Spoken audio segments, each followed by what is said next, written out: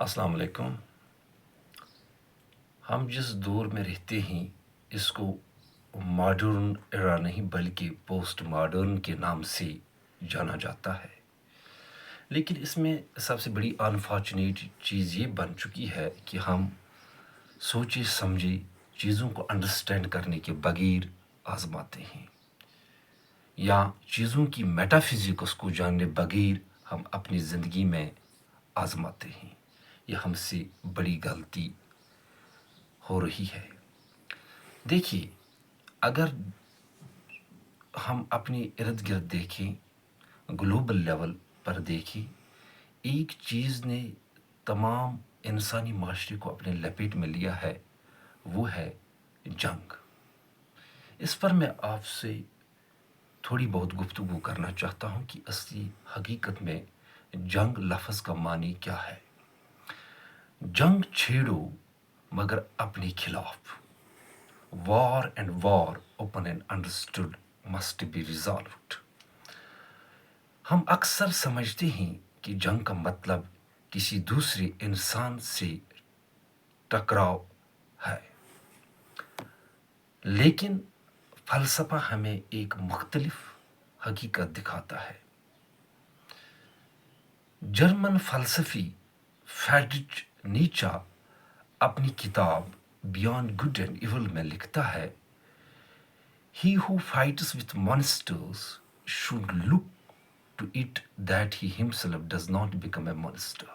یعنی جو انسان مسلسل دوسروں سے لڑتا رہتا ہے، اس سے اس بات کا خیال رکھنا چاہیے کہ کہیں وہ خود بھی ویسا ہی نہ بن جائے جس کے خلاف وہ کھڑا ہے.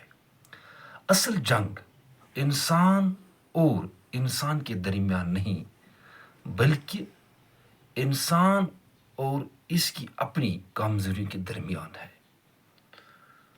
رومی شہنشاہ اور فلسفی مارکس ایریلیس اپنی کتاب میڈیٹیشن میں لکھتے ہیں، The best revenge is not to become like your enemy.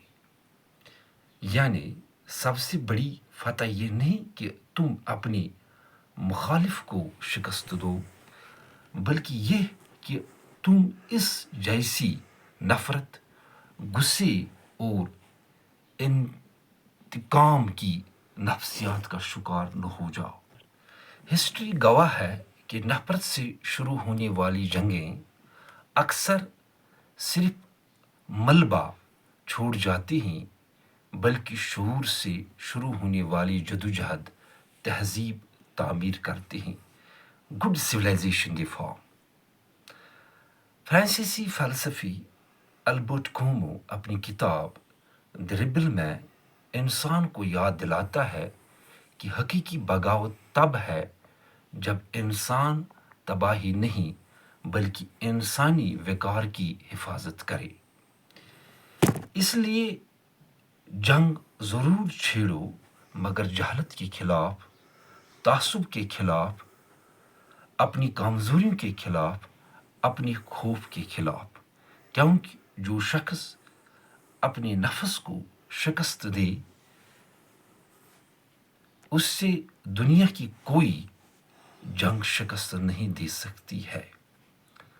اب ہمیں سوچنا چاہیے، کیا اس وقت کس جنگ میں ہم مصروف ہیں؟